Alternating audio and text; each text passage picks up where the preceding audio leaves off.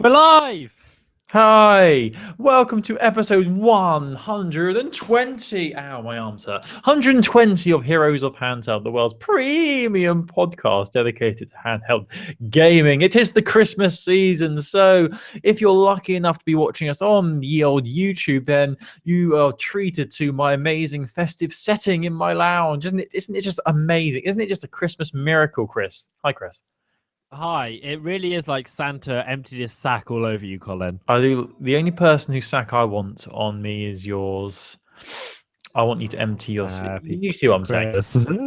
Ooh, you can't see my reindeer though. I've got like a little LED reindeer on my table, and it's so bright. Look, it's so bright. It is nice, actually. It's like kind of abhorrently bright. Look at it. Look, he's so cute. Look at his face. Well, little darling. I'll put him right here next to me. Now you can just see his little antlers. Ooh, there he is. Right, okay. Hi, welcome to Heroes of Handheld. We talk about handheld gaming. When we're not talking about Christmas decorations, we like to talk about handheld gaming. I am Colin. I'm one of your hosts, and I'm joined by my boy. Hi. Reintroduce yourself.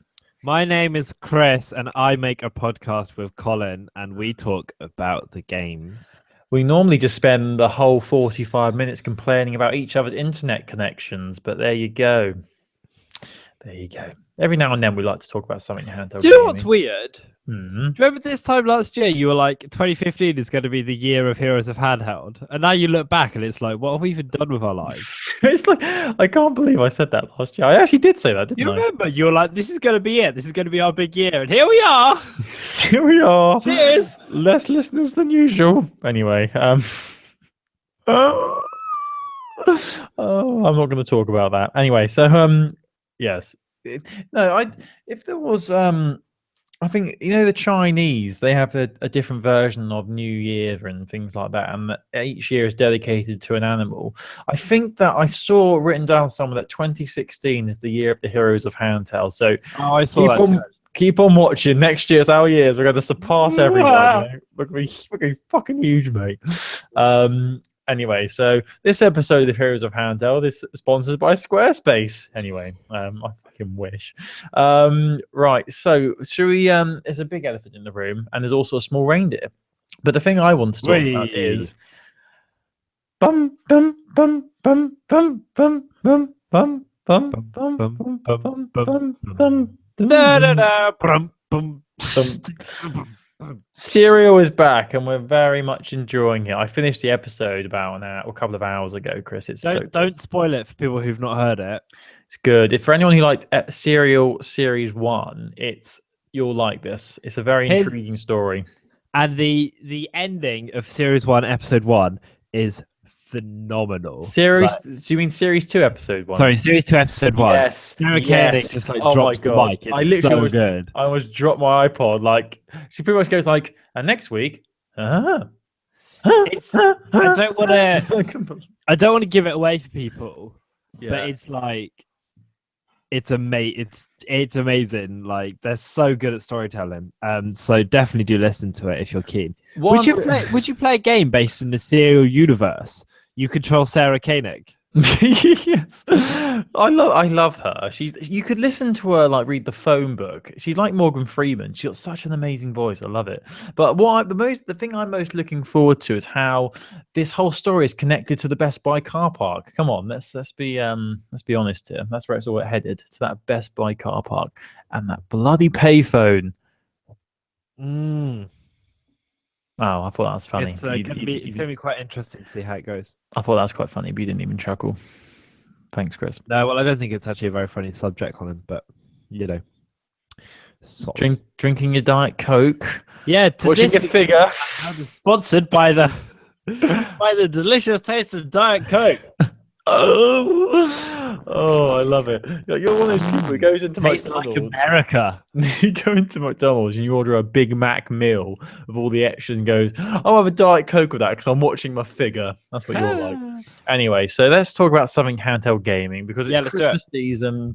We want to talk about handheld gaming. So let's start with free app of the week. So what game have you got for me this week, Chris? I have been playing. So here's the thing, Colin.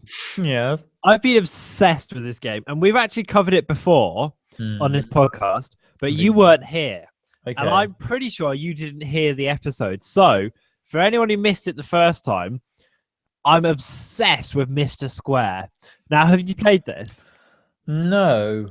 Explain what it is. It's a puzzle game, right? And when you were away and Scottish Colin was on, we talked about it quite a lot then because it's like taking over mine and Scottish Colin's lives. Yeah, I remember. So good. It's a puzzle game based around puzzles. It's a puzzle game based around you have to move your character around and fill every space in a 8x8 grid or something like that. It kind of changes depending on the level, but it's sliding. You can do it with one hand on the tube, and it gets gradually more and more difficult. And last time I'd only played like the first few levels, but now I'm right into like the deep stuff because there's loads and loads of level packs, and if you keep going you end up unlocking some really hard ones because it starts off you've just got one thing and you've got to move it all and you've got to cover every square, and then you end up with two, and then you end up with one that goes the opposite way, and you end up with like portals and bridges. And now I'm on like chapter 8 and I've just been playing it non-stop. It's so good. I'm downloading it as we speak. It looks adorable. There's a workshop where you can create your own levels. So you can put in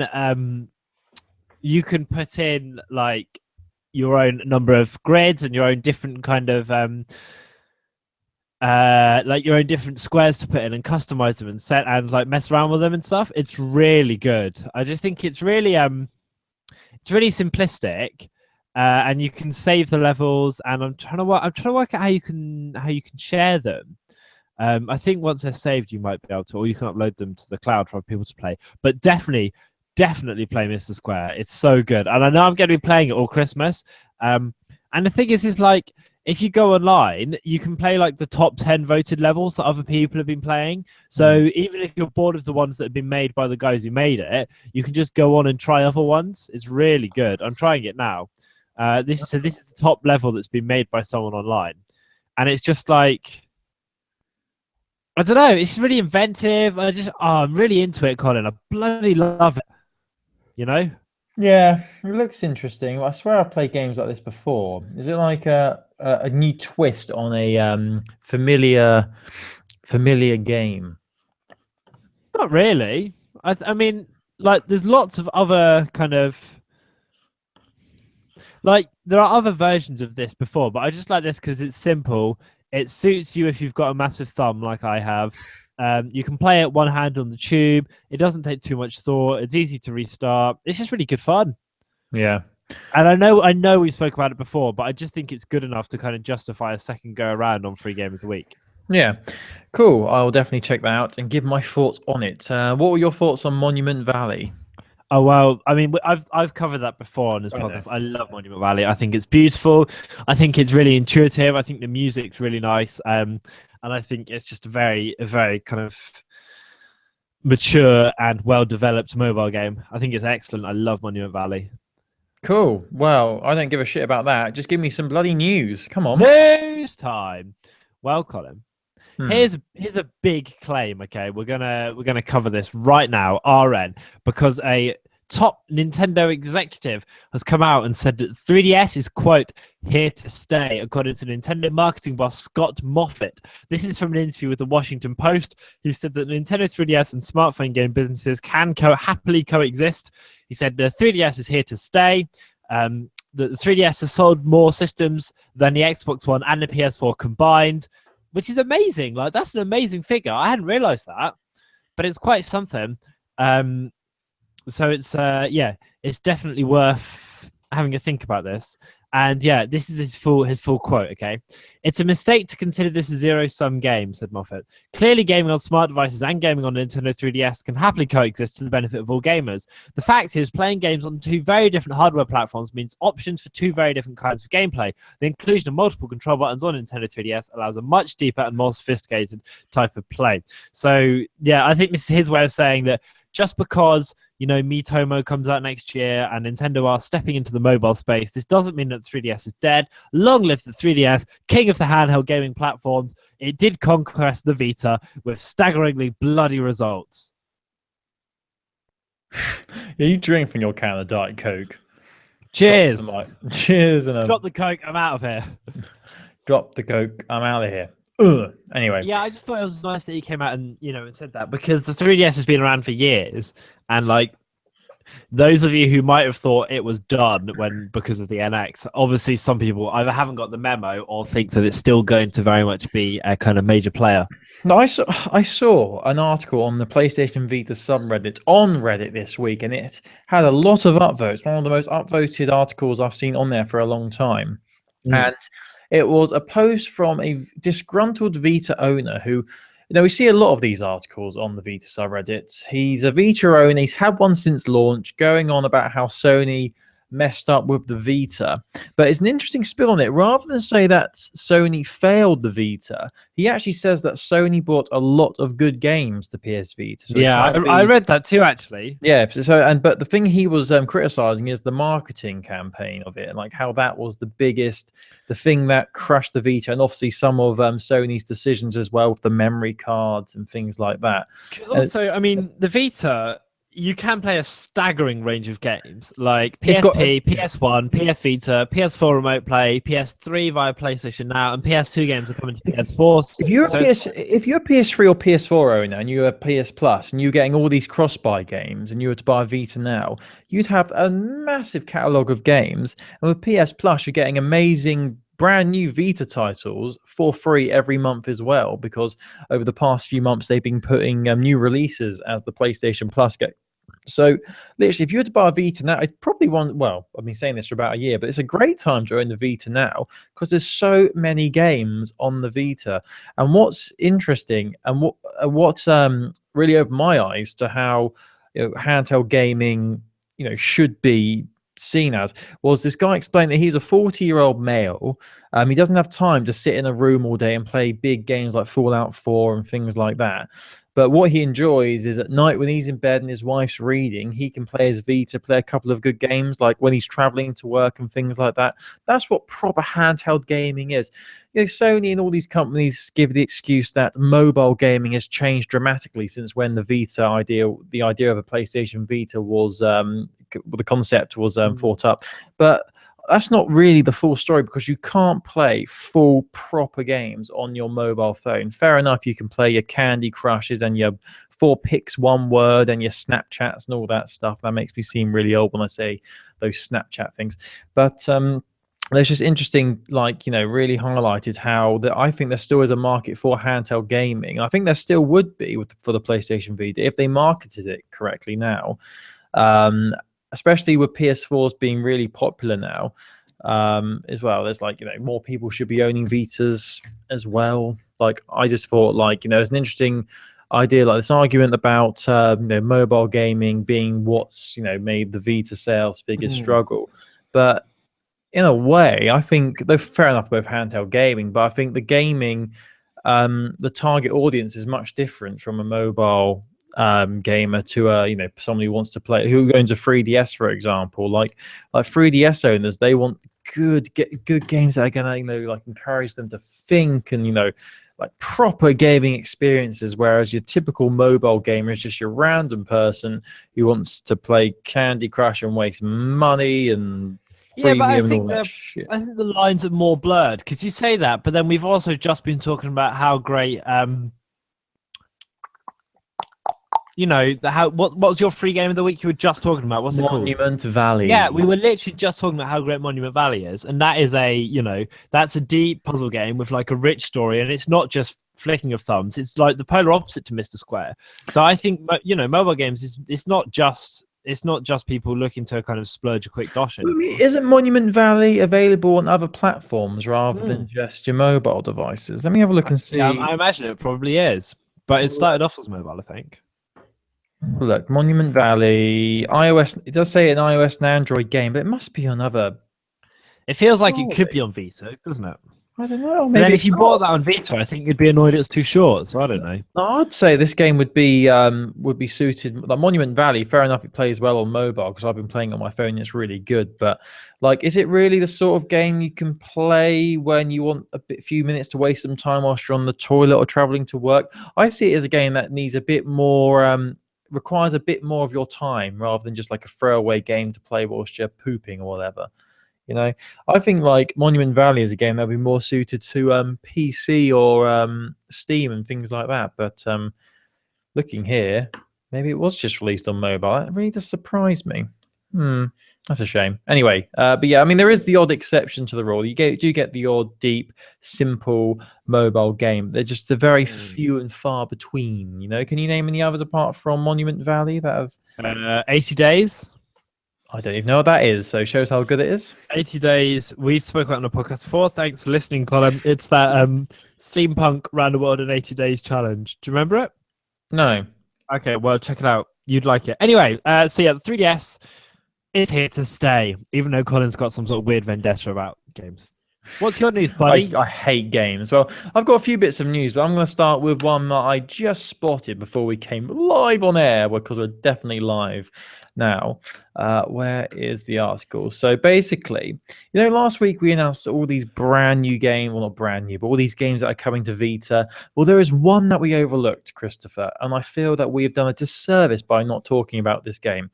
It released on PlayStation Vita the 10th of December. That was last week, but I am disgusted that we did not mention this. I think it was just in North America, but I'm appalled.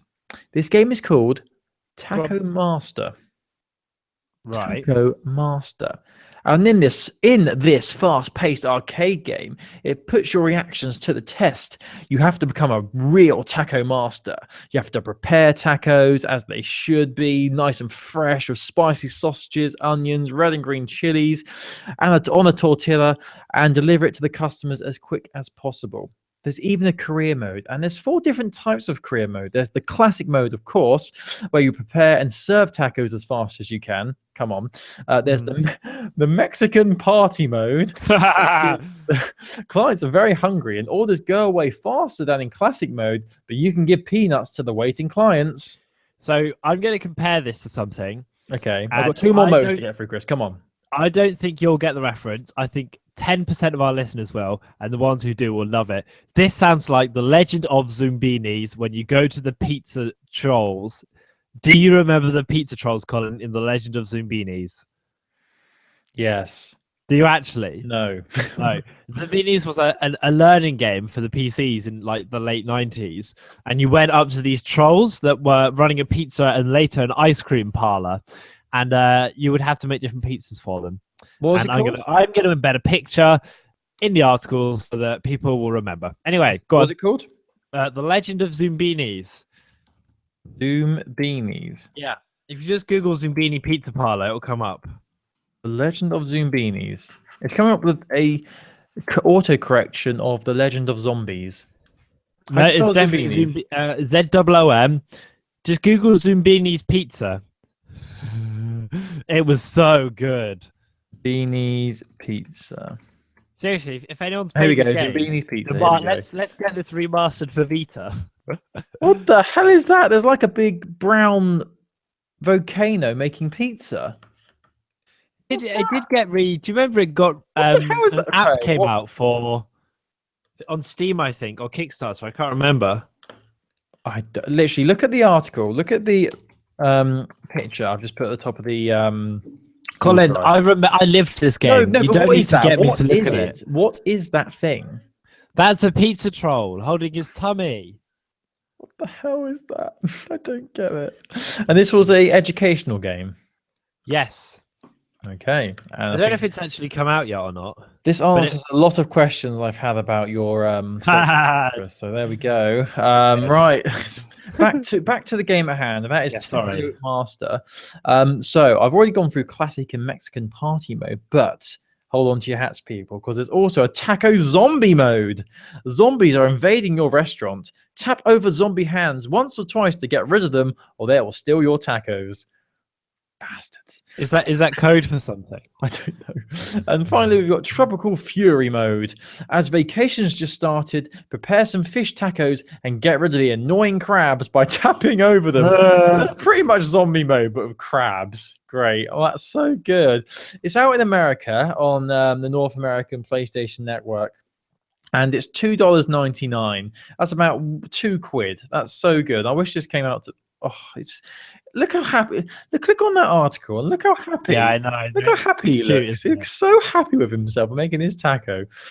I know. That seems like the sort of game that'd be more suited to the 3DS because you have the two screens. So you have the top screen to see the zombies coming and the bottom screen to see the preparation of ye old taco. But he's so happy with himself, isn't he? I made a taco. I made the taco. Yay. Anyway, so yeah, that's a cool game that came to North America. And if any of our North American friends have played this, please let us know what it's like. Email us heroesofhandheld@gmail.com. Right, so back over to Chris for some more lowbrow news. So I'm really not sure how I feel about this, but we're going to talk about it. Okay. There's an article in Famitsu, which has been reposted by Anime Lab, about a game which is coming out on March 24th, 2016. It doesn't say if it's just Japan or Europe and North America as well. I am very much not sure how I feel about this. Okay.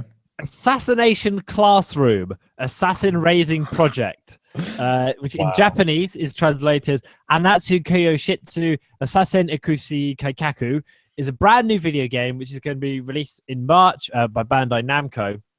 And it follows an anime series.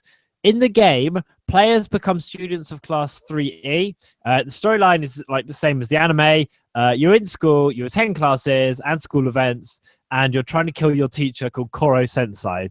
You get to play as different characters called Nagisa Shiota, and then there's some other characters called Kama Akabane, fun interactions with classmates.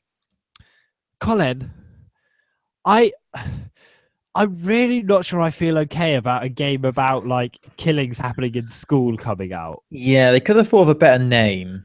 Like, I get that it follows an anime, but I'm really not sure that's okay. Like, I thought having sex with pigeons was one thing, but this is something entirely different. I think this makes me think of an article I saw. There's a bit of Vita news. I think, was it Bandai Namco? Whoever the developers or publishers are for the Dead or Alive series, someone asked them whether a game was coming to Europe, and they said no. In their broken English, the bad English, they said no because of women's rights groups in Europe have blocked it from coming over, apparently. I can't help but think that this would get the same treatment. So this isn't, it's just Japan it's coming to, isn't it?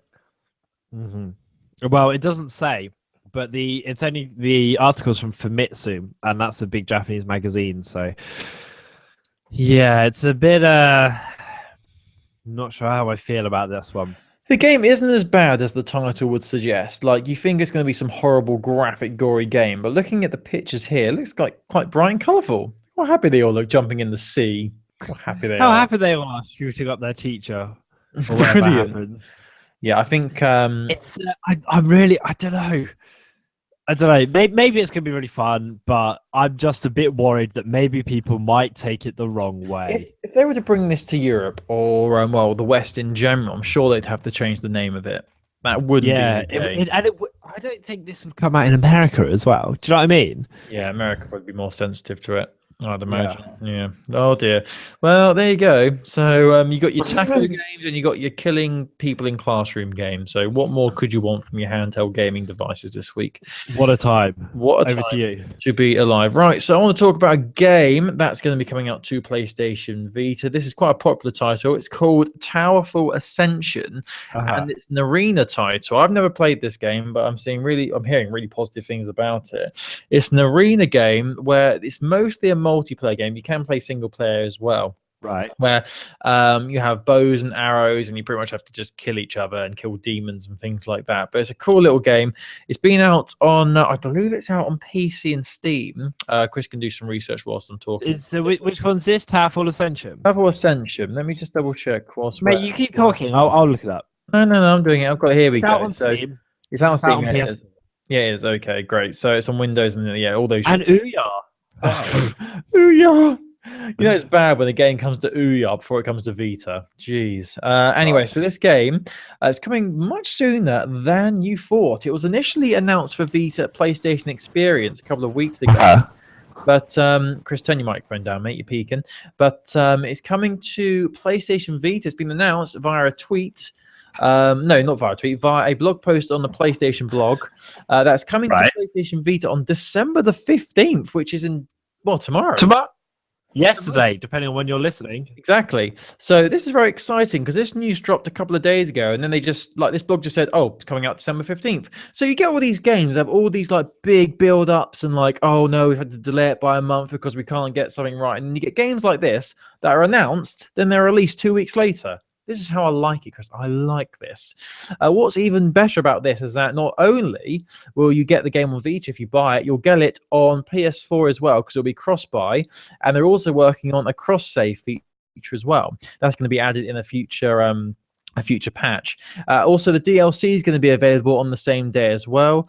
They only gave the American prices, and they didn't actually confirm whether this is coming to Europe or not. It was just America. They didn't say it wasn't coming to Europe. There's been no news on that, but I would imagine hopefully it would release both places at the same time. With America, the game will cost you $14.99 and the DLC will cost $9.99. There's no information on what that DLC actually includes in this article, but it seems a bit weird that the game's $15 but the DLC is $10. That seems a bit expensive there. I'm not too sure why that is, but even the DLC is cross-buy as well, so that's exciting. The only negative about this game releasing is that, as I said, it's mostly a multiplayer experience where you get a load of people, like play your friends or just people from around the world online, just battle them in this arena.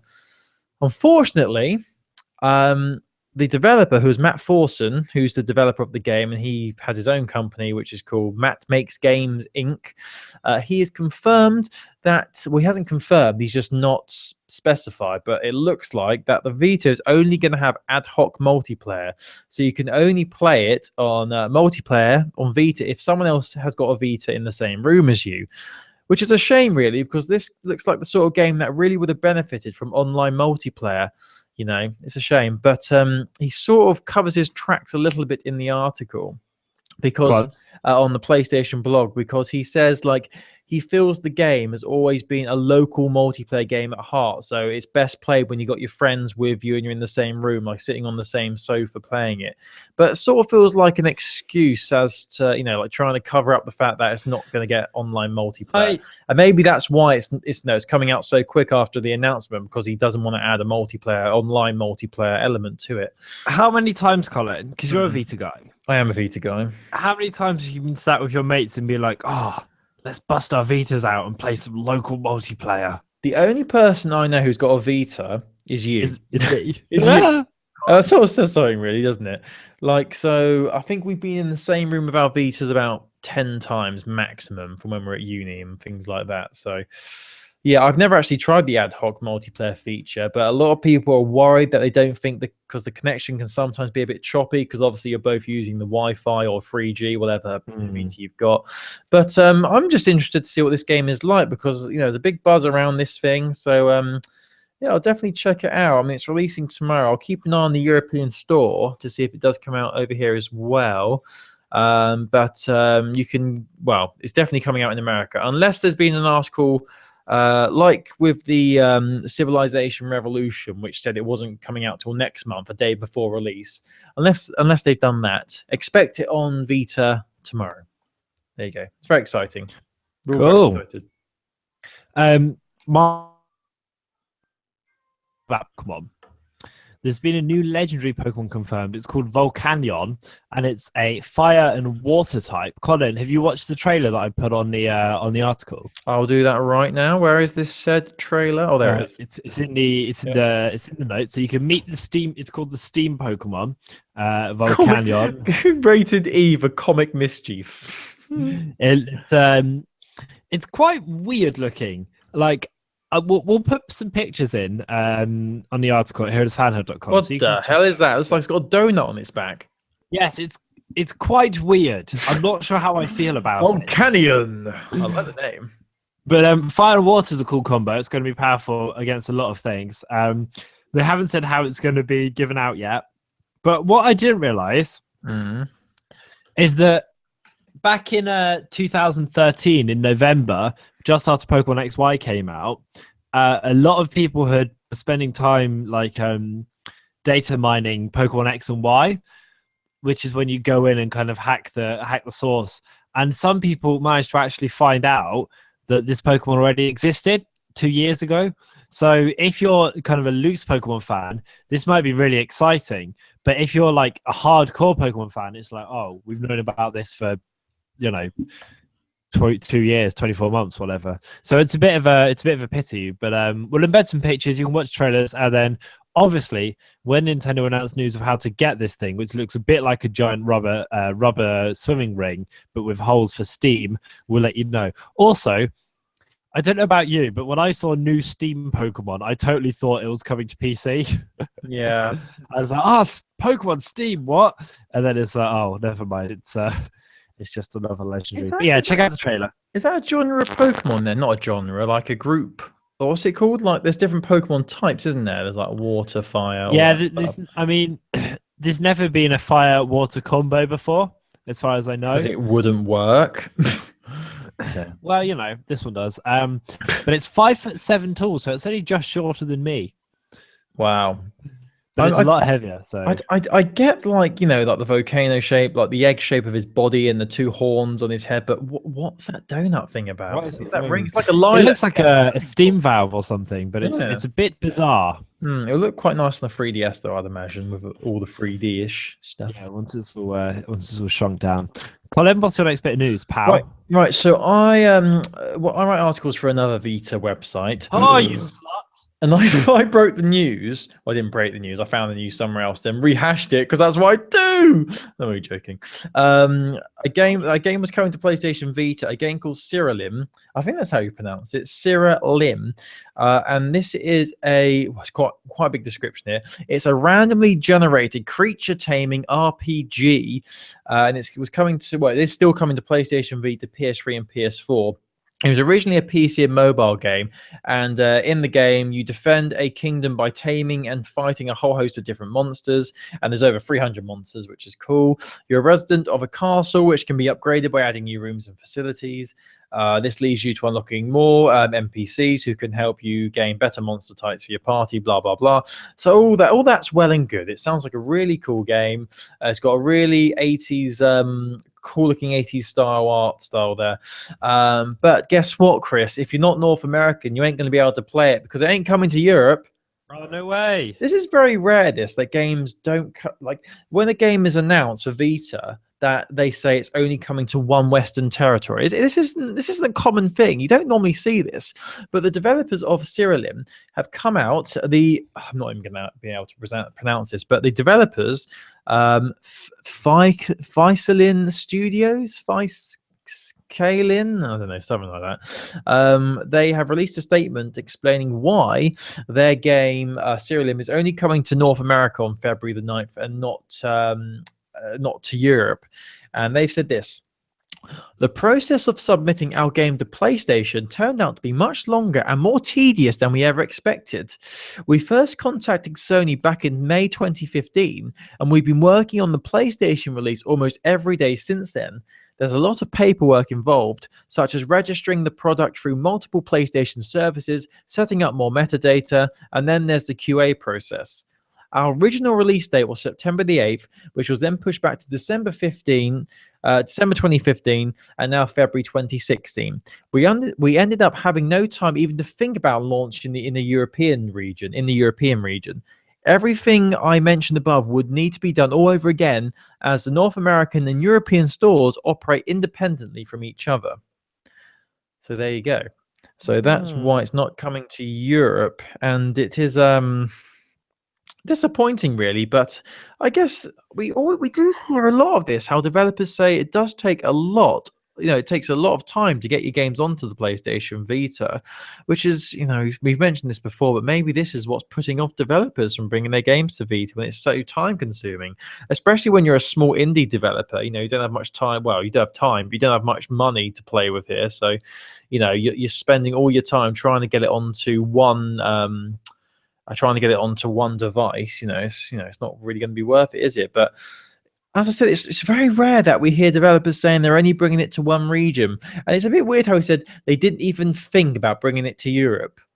What's that about? They didn't even think about it. They thought, oh yeah, Europe's another continent. Oh, yeah, it's a bit of a pity, isn't it? Yeah, but it's just disappointing. Hopefully, they'll change their mind. I mean, I think I did see somewhere that after a bit of an outcry on Twitter and on Facebook, actually on this article I'm reading here, the developers actually commented on the article, and they've said that they're going to try their best to get it out to Europe.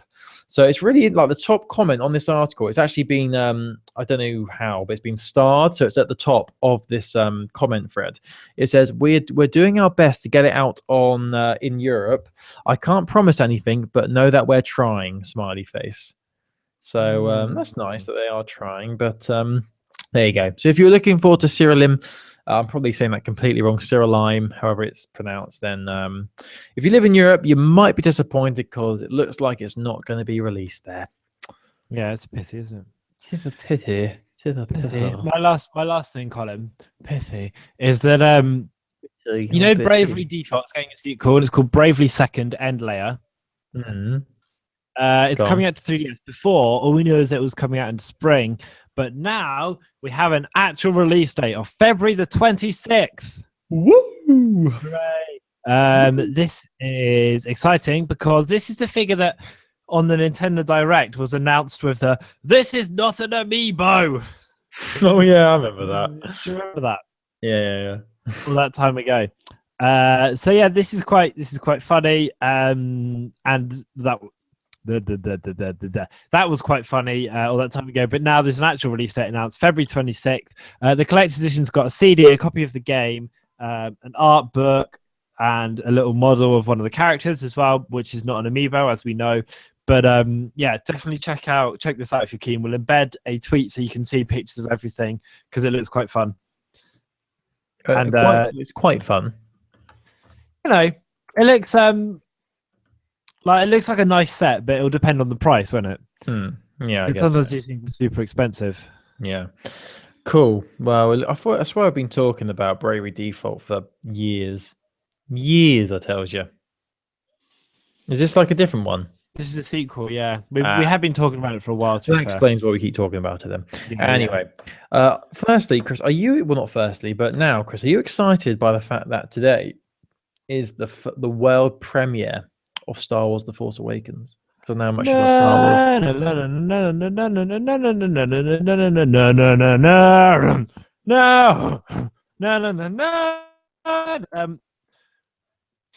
I bet you're dead excited. I'm not a massive Star Wars guy, to be honest, Colin.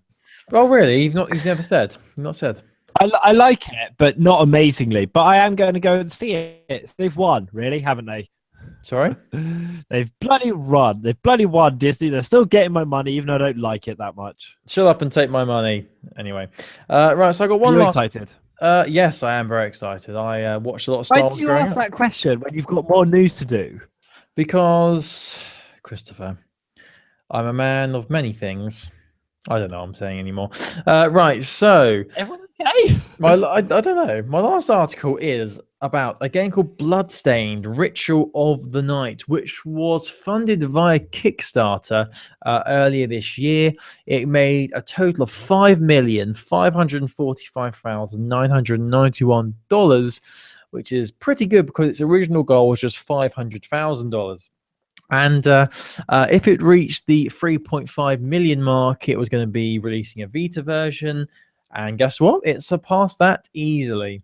So last week, a couple of weeks ago, the developer of this game, who are called Inti Creates, they are seeking feedback from fans or just randomers on what they've been working on. So they promised in their Kickstarter that they would keep backers and just people in general updated on how the development progress is going. And they finally released some, they're called shaders, which are different styles. So they want to try and finalize the art style of the game, and they want people to give their input. They want just fans, backers, everyone. And they've opened up a Google form where you can submit your feedback. On this article is actually the images of the two different shaders that they've got at the moment.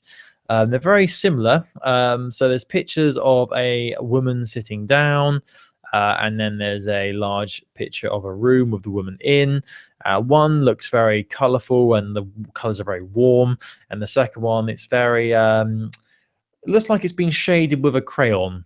I'd say, and the shadows are a bit darker and all things like that. But it's really cool that this developer are wanting feedback from fans. So really, fans of the game, people who are looking forward to playing it, are going to help shape its final design, which I think is nice. I think it's important as well because it was kickstarted. You're kind of constantly going on public opinion, aren't you? There's a meme there somewhere. Kickstarter, you're doing it right. And then give you a picture of this. I know how much Chris loves me talking about Maymays.